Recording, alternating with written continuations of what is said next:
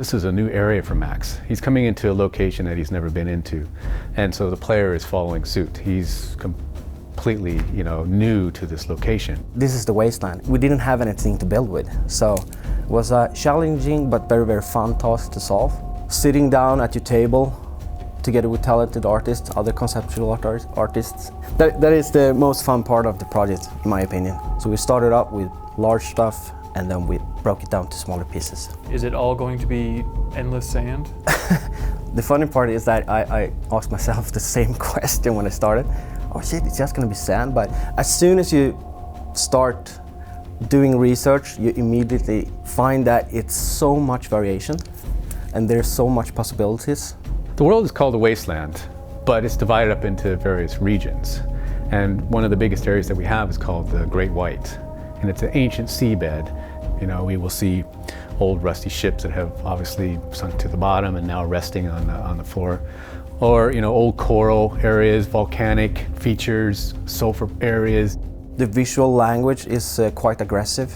It's a place where we have a lot of contrast, from the sea bottom to large aggressive spiky rocks and mountains. And also within that area you can find all kinds of secret places. You can explore caves. The sulfur is of course one. We have a deep sea area as well. Everything is extremely dangerous. People are crazy. There is no such thing as a normal person running around in the wasteland. It's a rough environment. It's a deadly environment. Designing some of those characters around that is pretty interesting.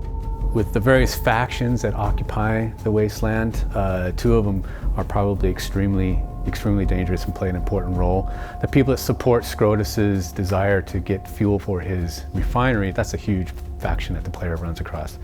But then there's everybody else, what we call roadkill. These people try and survive, but they're also not necessarily morally straight. So if the player gets near these characters, they will do anything in their power to take what the player has, including his car. To have a massive open world, you need to have a lot of things going on for the player to do. So, you want to be able to reveal this thing on the terms of the player's progression. And we've come up with this vantage balloon. We wanted to be able to give the player this incredible vista, get them up in the air and let them see just how big this environment is. Now, once you're up there, you can see the more immediate area with your binoculars and start pinpointing things, and you're the one actually populating your map. You're identifying things in the world and putting them in your map. It's surviving the wasteland, but we're letting the player sort of decide how they want to go about surviving and just identifying where they're at and figuring out what to do next. I've been doing it myself. When you take 2 or 3 hours just to sit down with the game and taking in the cool environment, and you can say, oh shit. It happens several times. I've stopped and took a screenshot and sent it to the team and say, holy crap, look at this. Look at this view. It's slightly gated, but again in a natural way. The first areas that the player experiences are like, okay, this is where you're at, but immediately we drop you into a massive environment. You're not going to feel the boundaries right away. In fact, you may not ever feel the boundaries. But we do have some gatings just to drive some dramatic points home.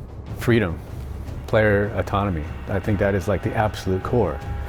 But we want to give everything context. And that's what I think makes our game special. We've considered atmosphere, we've considered these quirky characters and unique dialogue and making a desperate, brutal environment and a culture that's obsessed with vehicles. We have huge explosions and lots of rusty metal. This game has all that in spades, and that defines, in my mind, a wasteland experience, a Mad Max game.